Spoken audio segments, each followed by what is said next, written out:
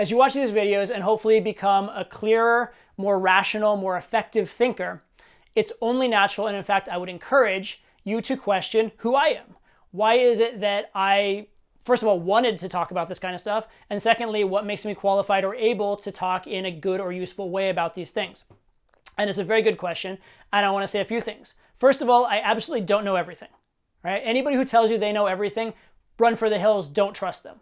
I do not have all the answers. I have some answers that have worked well for me and worked well for people I've worked with, but I do not have all the answers. And the final answer for everything always needs to come down to your own judgment once you've assessed the facts. If I can express one thing to you, and I will express it to you over and over and over again in all my materials, it's that the final arbiter of truth has to be you, okay? But that said, I do have some unique things that I bring to the table from my life experience that certainly do, give me a unique perspective and some interesting things to share. So there are three specific things I want to talk to you about in my background that do put me at least in a unique position when it comes to seeking truth within the, the interaction and condition of being a human being. And that has to do with my education and then what I've done with the rest of my life since leaving school. So by education, I'm an engineer. I have an engineering degree, mechanical engineering, from a pretty prestigious university. And engineering is an area of life where facts absolutely matter, right?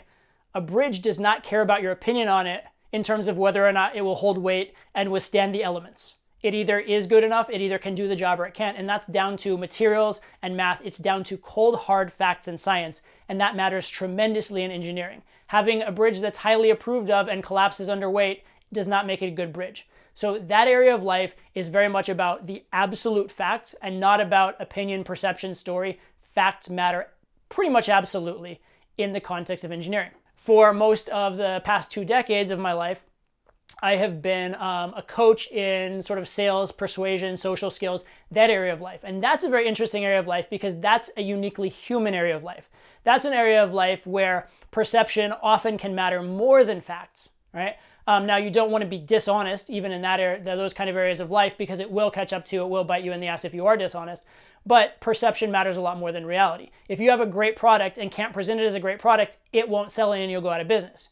If you have a mediocre product and could present it as great, you may not stay in business for a long time, but you'll at least make some sales. All right. So perception matters tremendously, and tiny differences in presentation, tiny differences in story are a huge, huge factor. Perhaps even you could argue that story matters even more than facts, at least once the facts are at a baseline level within those kind of areas of like persuasion and negotiation and things like that. And then finally, for several years, I was actually a professional poker player. And poker is very interesting because it's right on that intersection of facts and story, right?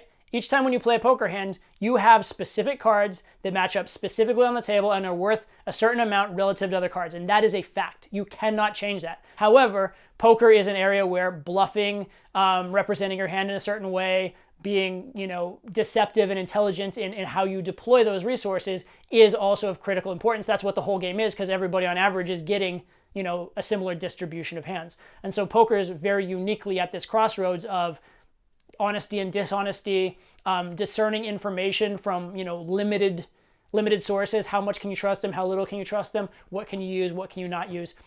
And the game theory and logic, but also human element in there is very, very strong.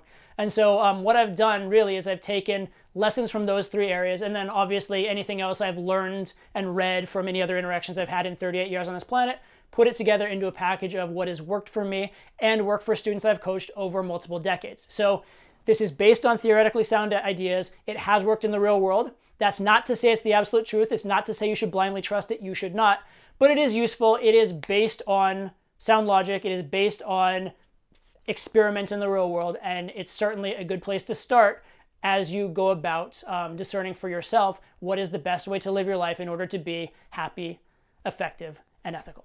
So hopefully these help you. Hopefully, we can have an ongoing relationship as we both grow and explore these concepts together. And I just thank you guys for being here. Thank you for listening.